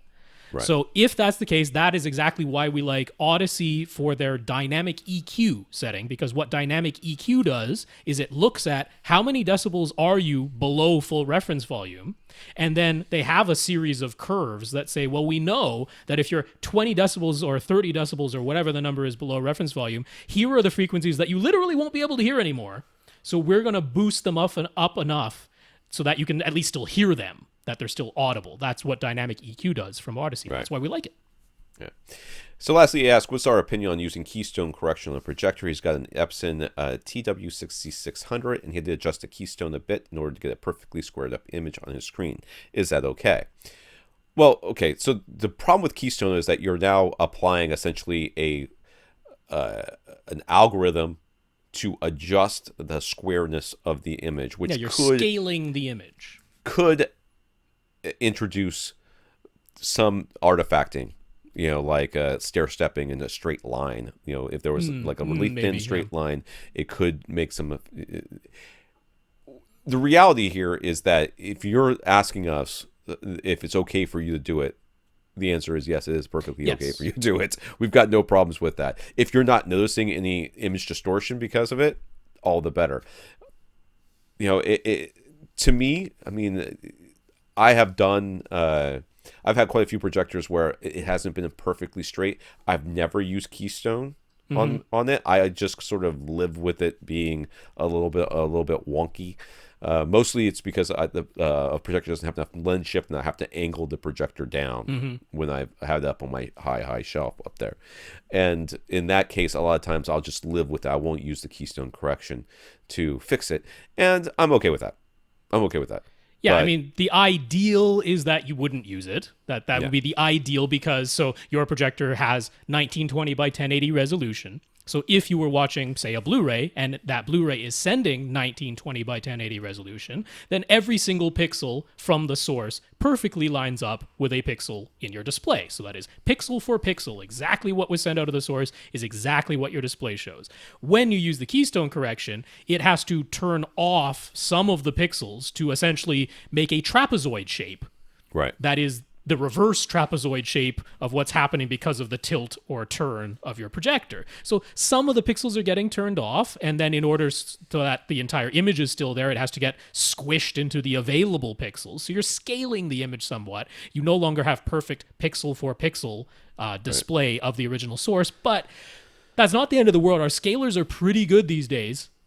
So especially if he, as he said, he only did it. He just had to, adjust it a tiny bit. Yeah, a little bit. Yeah, so it's not the ideal, but if that's the way that you can get a square image, then it's also okay. Right. If it were me, I would probably try to live with it without the keystone correction. Yeah, live with the trapezoid. Live with the trapezoid and just have the black mat of the frame. Yeah, kind of absorb that. the overshoot from the pointy parts. Raul. I'm not sure. Raul? I usually say Raul. Okay, Raul.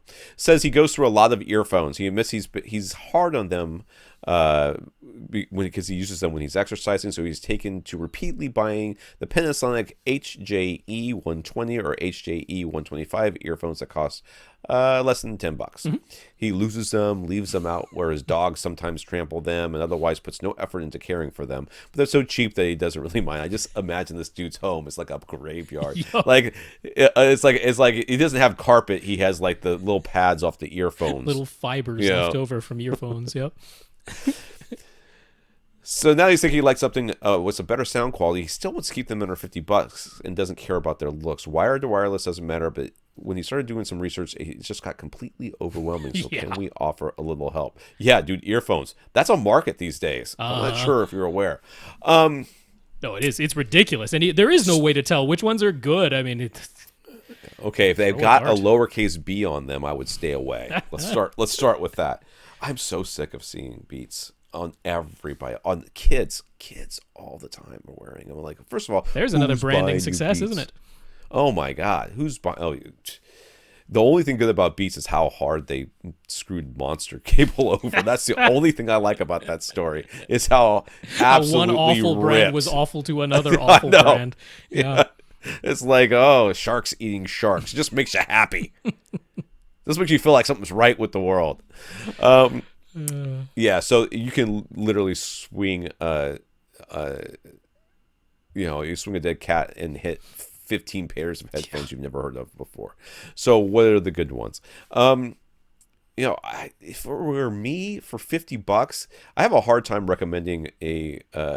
First of all, does he want in ear or on ear or over ear? He wants earphones, yeah. So he wants over ear. He doesn't want in-ear. Earphones, like in his ear, like earbuds or in-ear monitors, earphones, not headphones. What is RBH selling these days? Yeah, I'll have to look that one up. In the meantime, while I am looking that up, I just went straight to the wire cutter because Lauren Dragon, who does pretty much all of their headphone reviews, like that woman has listened to more headphones than any person should listen to headphones. So when she makes a pick, I'm like, yeah, I'm fine, just trusting that. So she went with the AKG Y20Us. These are specifically looking for headphones, in her case under $40, but these are $30. And she's like, compared to everything else that's out there, these are the good ones. And AKG is a company I trust, so the Y20Us from AKG, $30, and they got a bunch of different colors too. So there you go. That'd be my recommendation there. But I'm looking at the earphones right now. Yeah, the personal audio. So there's like they have a whole bunch of them. Zeros. They do have quite a few. So there you go. So they got their EP1s are $40 from RBH. I have no idea how those sound. I've never heard them. I'm sure they're fine. I'm sure they're fine. $50 for the EP2s. EP2s also. What about these What's different? EP0s? I have no idea. And there's the the Bluetooth ones are going to be more expensive. Yeah, the Bluetooth ones are more expensive. The EP0s are ultralight headphones for $40. Okay. Well, whatever. Okay. So, this is the problem. I don't know what any of these. What's different about them? $10 difference in price here and there. I have no clue. I trust RBH, but I have no idea which ones would be the best ones. Yeah. All right, we're real helpful on that one. Well, I'd stick with Wirecutter, man. I would totally just go get those AKGs. $30, but you can get them on Amazon. Return them if they suck. Brandon is ordering a Seymour AV acoustically transparent motorized screen. Mm-hmm. The biggest he can fit is 109 inches, so that's what he's going for. He sits 30. So this is exactly like we were talking earlier. Some people care about video and some people care about audio. This is a dude who's like, how big can I get it? That's what I'll take. I mean, he's not even going for the 110 inch. It's 109. That's how close he wants to get to the maximum size he can fit. So he sits 13 feet away, and he's using an Epson Home Cinema 4000 projector, which supports HDR-10 and Wobble K. His room is light controlled, but not pitch black, and he's got a flat panel for daytime viewing, so it'll definitely be dark whenever he's using the projector. So he's just wondering about which acoustic transparent fabric to order. Seymour offers their Center Stage XD and Center Stage UF. The UF, or the ultra fine version, has a tighter weave, but the gain is a bit lower. For their part, Seymour AV suggested they prefer to use the XD for screen sizes larger than 130 inches, which this is not. But they prefer the UF if you're sitting closer than about 12 feet. He's a bit farther away than that. He's getting a smaller screen size. So which screen fabric option is best for him? So the XD is going to have a higher gain than the other one. A little bit higher gain, but it's a little bit coarser weave. But he's sitting far enough. Which one's cheaper? Yeah, there's that. Yeah. That's my question, because I think that we're looking at 6 of one, half dozen of another right here. He's not going to see the weave. He's not going to see the weave, and I don't think the extra gain is going to, or the less gain is going to make that big of a difference one way or the other. So, which is the cheapest one? That's my recommendation. I mean, myself with a 190-inch screen, I'm going to lean towards getting the ultrafine, the UF. That's fine. Just because I suspect you might one day nudge your seat a bit closer. Because that's entirely possible, at which point you're going to want the ultrafine weave so you don't see the weave at all. And second, the light output, like having the slightly lower gain, is of no concern because it's a 109-inch screen, and you have a Home Cinema 4000, which we can't quite call a light cannon, but it's on the verge of being a light. It's got a lot of light output if you want. So light output is not a problem. You've got the smaller screen size, and I suspect maybe one day you'll move your seat a bit closer. So all of that is saying, go with the UF. Go with the ultrafine. I say go with the cheapest one. All right, Ryan on Facebook.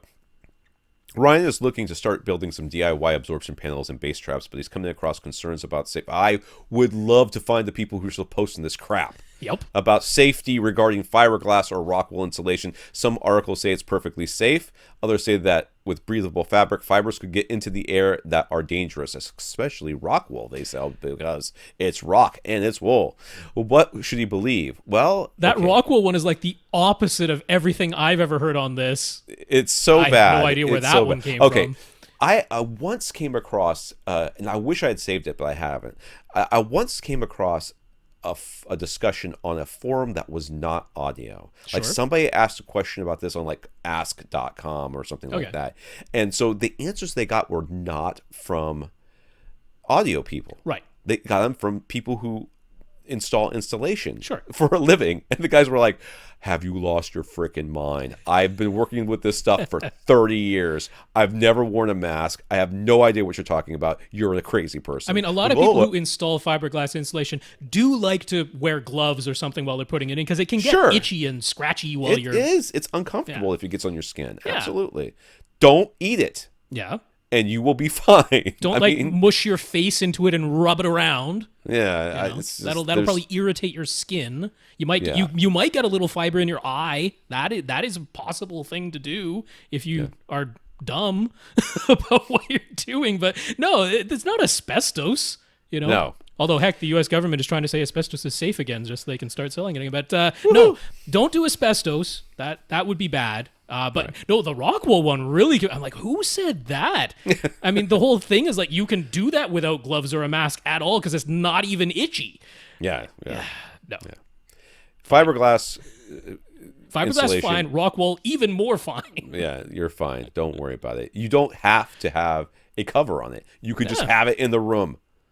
Just have it in the room. Yeah, many basements like breathable fabric. What's going to happen? Many basements just have exposed insulation. Is everybody like? They've all got the cancers. They've got all the cancers now. If they do, it's probably from the asbestos. It probably is. Yes. All right, Chris on Twitter. If you're listening to a 5.1 or 7.1 audio track and you decide to use the Dolby Surround or DTS Neural X upmixer, does that alter what comes out of the original 5 or 7 channels, or are the additional channels just added while nothing changes in the original 5 or 7?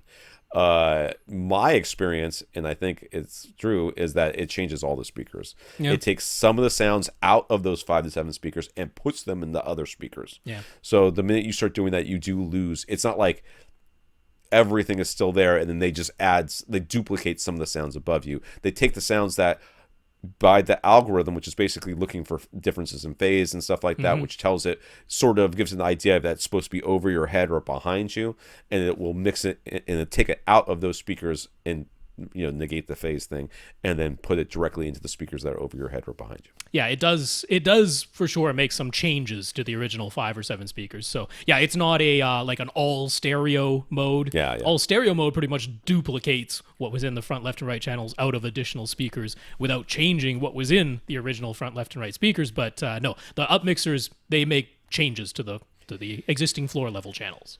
So Chris was also looking at the new Samsung Galaxy Note 9, and he noticed that it touts having Atmos. What does that mean on a smartphone or tablet? It's a DSP processing mode. Basically, if you look at the Dolby website, it says, you'll plug in your headphones and things will sound like they're coming from above you and behind you and to your left and to your right and blah. Yeah, it's mostly for the headphones. Xbox One also has that. It has the Dolby Atmos headphone mode, which you actually have to pay. You do have to pay, which is why I don't have it.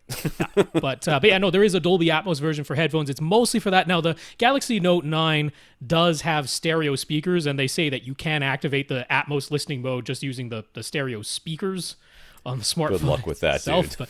Good luck with that. Yeah. I'd like to see that one work. Besides, you're a jerk if you're using that in public. So I guess if you're at home in your own bedroom by yourself listening to why would you use that? Why? What possible application does this have for real world? Yeah. You're sitting there in the meeting. You're like, I'm going to put this on the speakerphone so that everybody can hear it. It sounds like his voice is coming from over our heads. No, it doesn't. And the Samsungs, now that they own Harman, they actually come with some decent AKG earphones these days. So, so use those. Yeah. Ron, Ron has a Marantz SR6011. He didn't buy the Odyssey Editor app, so he just ran Odyssey setup directly from the Marantz itself. The auto setup set his front speaker so large and it set a 60 hertz crossover for some of the other speakers, so he wanted to make some changes. But how do you tell whether you are using strictly manual settings, strictly automatic settings from Odyssey, or some combination of both? Going into the Odyssey settings menu of the Marantz, there aren't any options for changing speaker sizes or crossover frequencies. Those options are only in the manual settings menu. So does he need to use the editor app? How does all of this work? When you go into the manual settings and you change the settings, you're changing the settings for the whole receiver. Yeah. And anything that you change is changed for Odyssey and everything else. So when you don't need to go into Odyssey to change the Odyssey settings. You go into the manual settings, say, okay, this is what Odyssey set everything at. This is what I'm changing it to. And now Odyssey, you have this to work with, and it'll be fine.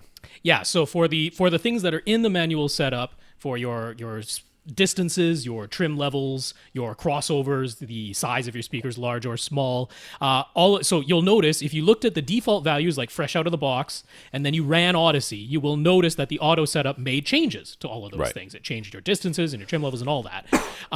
So if you then go back into those manual settings after you have run the Odyssey auto setup and make changes to those settings, those are your settings now. Now it's whatever you manually set for your trim levels and crossovers and speaker sizes and all the rest of it. That is what the receiver is using now. The one thing you cannot change without rerunning Odyssey is the amplifier configuration. Right? If you set it up for, I have 7 speakers plus a powered zone 2, and then now I changed that so I have all 9 speakers are being powered within my home theater, that is an amplifier assign change, and then you would have to rerun Odyssey if you made that. But that's the only one. All the other manual settings you can change. And so it is kind of a combination because it's now using the Odyssey EQ, but being applied to whatever manual settings you made for your trim levels and distances and speaker sizes and crossovers. So it is a combination. And the way you know that that is true is because you still have access to turn on and off Odyssey dynamic EQ or dynamic volume. Those Odyssey settings are still there. If you were strictly using manual settings, then Odyssey would be shut off and you wouldn't be able to toggle on and off dynamic EQ and dynamic volume from Odyssey. So that confirms that you're using kind of a combination of both. Ron would like some advice about calibrating his Epson 5040 UB projector for HDR. He's using a huge 180-inch screen from Elite Screens. Dude, how big is your room? That is so big. That's a big screen. So as he understands that he probably isn't going to see much benefit from HDR itself, correct? Yeah, you're going to be just wanting to get that for SDR, the 50 nits of SDR with a projector. Yeah. That's your target there. Yeah, you're not... Because, okay, so for HDR, high dynamic range, you need contrast, which means you need brights and darks. Yeah. Well, with trying to blow an image up to 180 inches with a normal home theater projector is asking it to perform way outside of its capabilities. Not capabilities. I mean, the 5040 UB, again, is a bright projector, and it can do this. It can, like 150 inches, it can for sure do. 180 inches is starting to push it, but it can manage this, but not to, like, in HDR for projectors, we're aiming for 100 nits for the peaks, for the little HDR peaks. We're trying to get 100 nits, or what would be 32 foot Lamberts is what we're going for. You're not going to get that on a 180-inch screen. But you can get the 16-foot Lamberts, the 50 nits. So he'd like to benefit from, but he would like to benefit from the wider color palette. Mm-hmm. So what would we recommend he do as far as picture settings go? His sources are a Samsung 4K Blu-ray player and an Apple TV 4K. I don't know. Yeah, so I mean, there's two options, right? Now, his Samsung 4K Blu-ray player does not give him the option of converting HDR to SDR inside of the player while retaining the Rec 2020 color container with the wider color inside of that Rec 2020 container. That 4K Blu-ray player cannot do that.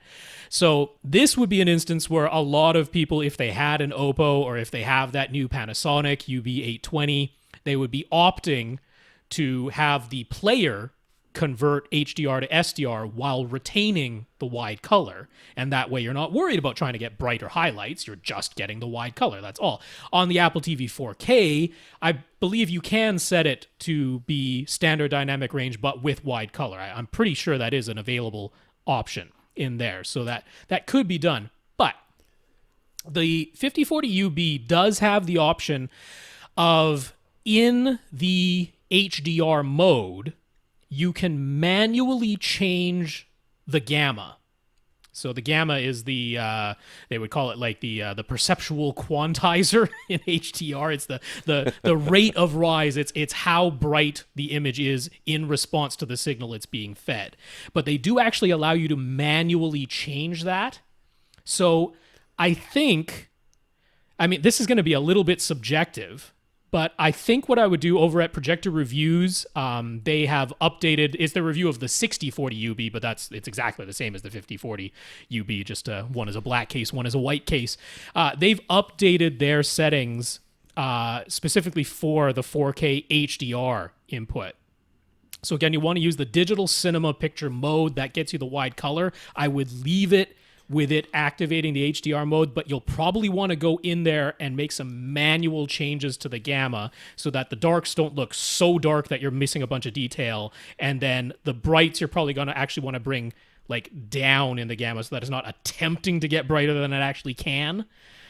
I think that's probably the best way to come at this, is instead of trying to convert HDR to SDR, let it do its thing, go into HDR mode, but then probably make some adjustments so that you see all the detail, because that's really what matters. So for 1080p SDR, we have some good setup discs like the Spears and Munsell or the Digital Video Essentials, but we don't seem to have the equivalent for 4K HDR yet. So what test pattern source could he use, and how could he also check HDR results that are being sent from his Apple TV 4K? There's got to be something on somebody. The minute that HDR came out, somebody on some forum came up with something, I'm sure. Yeah, and they did. Yeah. There's I almost made it. Oh, I gotta sneeze so bad. You and this podcast and sneezing. I was thinking. I just thought to myself like 10 minutes ago. I was like, hey, this is like the second podcast in a row. Yeah, last week you didn't sneeze. That's true. And I was very excited about that. And now it's coming. I can feel it sneaking up on me like a thief in the night. I hate it. Cough button, sneeze button. Yeah. So I'm not actually. I've never talked to the guy, but R Masciola, that's the name. He's come up with some HDR-10 Ultra HD test patterns that you can get over at AVS Forum. You have to burn them to a Blu-ray, or how does that work? Yeah, you can burn them to a disc, or you can just put them on a thumb drive, because they're just test patterns. It's not like a full-on video, or it can be a video that you can burn to a disc, but it doesn't have to be. You can just load the test patterns up onto a USB stick and play them back. Then anything you can stick the USB stick into that understands the format. So yeah, that's a bunch of HDR test patterns. HDR-10 is of course all you need for a projector. You're not worried about Dolby Vision whatsoever on a projector. So yeah, that's actually a good way where you could go through the steps from 0 IRE all the way up to 100 IRE in HDR-10. And then you could manually adjust the gamma, like I just talked about, so that you're not crushing a bunch of detail in the dark areas and clipping a bunch of detail in the bright areas. And Apple TV 4K, you could use the test patterns that Netflix has, because Apple TV 4K. Yeah, Netflix has a lot of test patterns that they don't necessarily tell you about, but you can find. Like I've got one that tells you how many frames. I think it's how many frames per second you're getting, and I occasionally just let it go and see what my stream looks like. Yeah, so actually if you even just go into Netflix and search for test patterns, they have a whole suite of them, and the last couple in that, like they listed as a season. As though each test pattern is an episode of a season. So the last couple episodes in season 1 of Netflix test patterns are HDR test patterns. So you could use those. Right, so what's some good content to use as comparison material, though? Show off the differences between regular Blu-ray versions with SDR and Rec.709 colors versus the Ultra HD Blu-ray version with HDR and DCI P3 colors. He wants to be able to confirm that whatever settings he's using are delivering good results. The Martian. All right, because I got nothing. First thought. My first thought is The Martian, because the opening scene... What about that movie that was the one that was filmed at 60 or 120 frames or whatever? Oh, Billy Lynn's Long Halftime Walk? Yeah, that thing. Would that be a good one too? Yeah, that'd be good too. A lot of people use the Harry Potter movies, particularly the Deathly Hallows ones that have a ton of shadows, but with some super bright things coming out of the end of the wands at the same time. So that'll give you some HDR and some wide color and some shadow detail. Movie. I've tried to watch this 7-part one a couple of times, and I've fallen asleep every single time. So I can't make it. But no, The Martian, just the opening is kind of all you need because they're in the big storm. It's dark, but they got the super bright little lights on their suits. That in HDR, and in the Blu-ray version, those little lights on their suits just look white, whereas if you have the wide color and the HDR working properly, you can tell that they're tinged blue. Those lights are tinged blue, so you can see all kinds of things in that opening of The Martian. It's a great, and then you get the reds of Mars later on that are a much deeper hue in DCI-P3 than they are in Rec.709. So yeah, that's a good one for me. All right, that's gonna be it. What we got? Oh really? We can't do Bobby? No, it's so quick. I'm tired. Go. I know you're tired. Tired. Thanks. You're like one of my kids. Tired.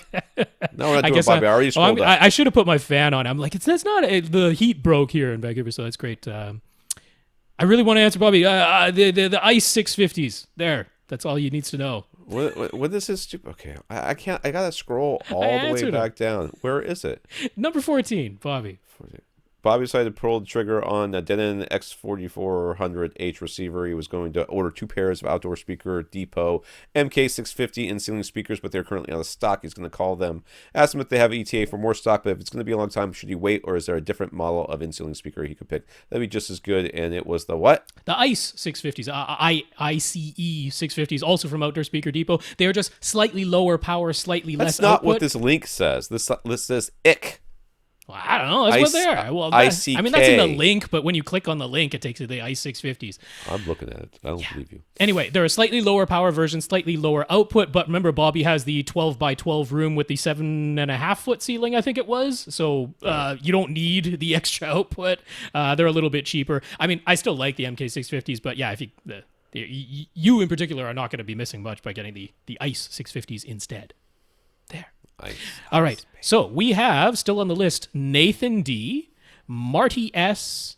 Oh, going past some pictures here. Sushmit. And wasn't that it? That's it for this list from this week. There you go. So there you go. You gentlemen are on the list. And did receive some emails, of course, that came in yesterday on Monday and today on Tuesday. So I've got those. There you go. Did we talk a lot about HDR calibration? I feel like we did. HDR. We did somewhat. Tom is deciding what our title is going to be for this week, for anyone wondering. Yes. This is HDR calibration. I mean, we didn't go through an HDR calibration. Oh, you know what? This is clickbait, baby. Yeah, aren't we, though? Well, it's either that or Series 3000 subwoofers confirmed. Those are my... I think so. I think that's much better. All right. We'll call it that. We'll see what I decide. All right. This is AVRant, the podcast that answers your home theater and AV questions. I am gonna fall asleep sitting in this chair, but I didn't sneeze. 2 podcasts in a row. Jeez. To get your question answered, all you have to do is ask by emailing us at question@avrant.com. All right, we want to thank our listeners of the week. We want to thank Mark, who went to www.avrant.com and left us PayPal donation at our Buy Us a Cup of Coffee link. We want to thank our 67 patrons over at patreon.com, including Ron W., who also talked to Gary Yakubian about us. So thank you, Mark, and thank you, Ron. Yeah, Mark, thank you very much for the donation. We appreciate that. Thanks so much to our 67, 68. Is it still 68? I'll have to check. That's patreon.com/AVRant podcast if you'd like to sign up. Yes, 68 as we say this today. Thanks so much, Ron W. Thank you very much for being one of them. And thank you also for talking us up to Gary at that SVS event. Hope you had a good time there. All right, for AVRant, I'm Tom Andry. And I'm Rob H. Now go out and listen to something.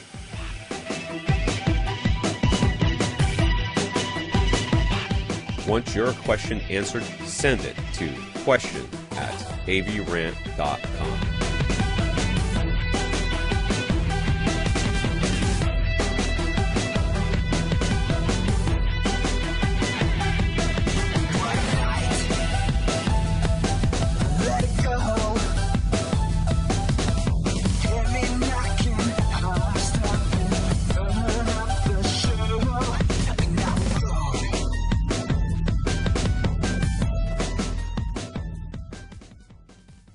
This is AVRant. Now go out and listen to something.